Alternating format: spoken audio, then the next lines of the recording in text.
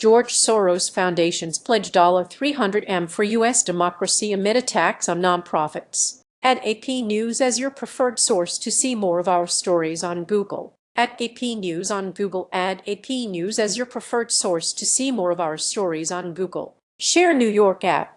George Soros Open Society Foundations pledged $300 million Wednesday toward initiatives it says will defend democratic rights and advance economic security in the U.S. over the next 5 years. The new strategy comes even as President Donald Trump's administration has singled out the Soros family, accusing them of supporting violence and fostering division. Those attacks are part of a broad effort rolled out in 2025 by Trump and his allies to influence nonprofits and charitable funders through executive orders, by withholding funding, or by threatening investigations. We are continuing our work unabated. We will not be intimidated into silence, said Laleh Ispahani, managing director for the U.S. at Open Society Foundations, when asked about the administration's attacks on the Soros family. The president's allies in Congress have also asked the Internal Revenue Service and the Department of Justice to investigate nonprofits they accuse of supporting domestic terrorism,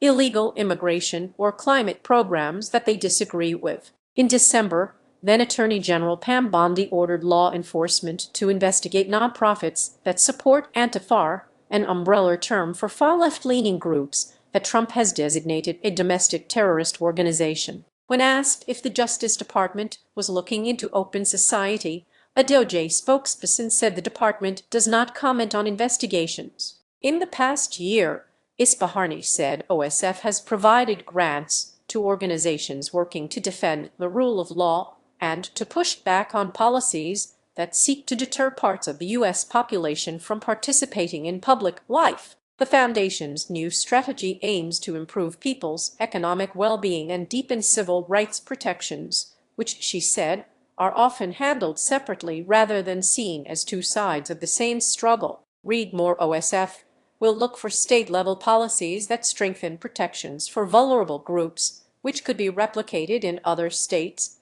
Ispahani said, and for policies that help create a fair economy for the working class. You can't address the racial wealth gap without tackling core, working-class economic issues like living wages, affordable child care and housing, she said. OSF has already committed $20 million of the $300 million to be used this year for organizations working to defend rights and the rule of law through strategic litigation, nonprofit sector defense, and efforts to track government corruption in the U.S. The new democracy strategy is the first new program that works solely in the U.S. that OSF has approved under the leadership of Alex Soros, one of George Soros' sons, who has overseen a years-long restructuring of the foundations and major layoffs. Guaranteed rights and freedoms are just as critical as broad economic prosperity and are the strongest defense we have against a closed society, Alex Soros, chair of the Open Society Foundations, said in a statement. Our new investments will tackle these twin challenges. OSF's previous U.S. democracy strategy had poured at least $220 million into building a multiracial, multi-faith, pro-democracy alliance, which had included 5-year grants to community-based groups led by people of color and women.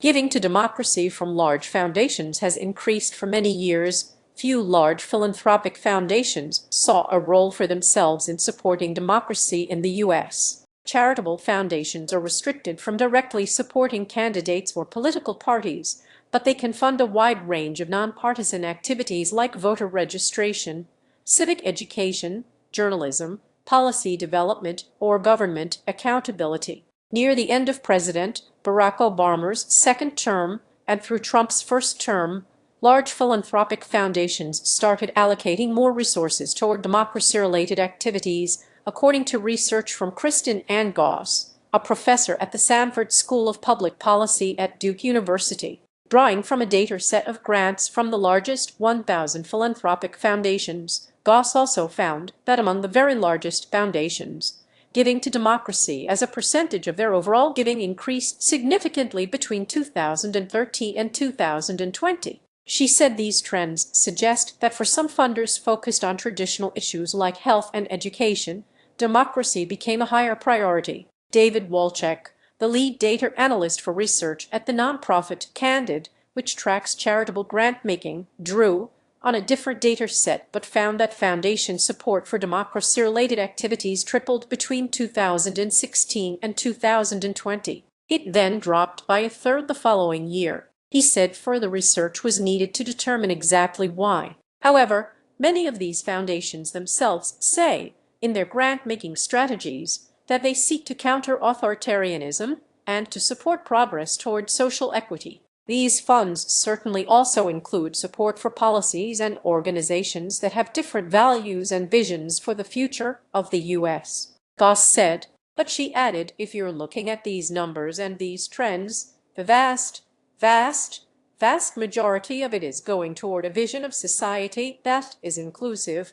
and supports the rule of law and civil liberties. Funders take a range of approaches to supporting democracy. Other major foundations have also announced large commitments related to democracy in the past year, but comprehensive data about grant-making in this area won't be available publicly for several years. The Ford Foundation is the largest funder of democracy in the U.S. among private and community foundations, according to Walchek's research. Under the leadership of its new president, Heather Jerkin, Ford Foundation said in a statement that it is providing substantial funding to organizations across the political spectrum doing nonpartisan work to safeguard our democracy and protect the rule of law. The John D. and Catherine T. MacArthur Foundation pledged $100 million between last year and this year to protect voting rights, civil rights, and improve the capacity of democracy to deliver for people. In March, the Minnesota-based Mennonite Foundation approved spending an additional $20 million from its endowment in 2026, some of which will go toward efforts to increase civic engagement and participation among people with different views. Another campaign led by the nonprofit Democracy Fund urges philanthropic funders to support free and fair elections and to allocate funding to nonprofits who do that by the end of April. This is the second round of the All by April campaign, which responds to requests from nonprofits that participate in nonpartisan voter registration and turnout to fund those activities well in advance of Election Day. The campaign also recommends making grants to protect nonprofits and their leaders from government intimidation and other extraordinary threats. The diversity of these commitments reflects the dual call for philanthropic funders to respond quickly and decisively to anti-democratic policies and to provide long-term support for nonprofits that seek to broaden political participation and improve governance. The range of approaches may also point to the difficulty of knowing what will work to protect and strengthen democracy through nonpartisan funding. A lot of the things that they are working on, especially around democracy, it's really hard to measure impact, Goss said of foundations, because they are trying to intervene in things that are deep and long-standing and often in the political sphere or having roots in the global economy and other huge structures. Associated Press coverage of philanthropy and nonprofits receives support through the AP's collaboration with The Conversation US, with funding from Lilly Endowment, Inc. The AP is solely responsible for this content. For all of AP's philanthropy coverage, visit https://news.com/hub/philanthropy.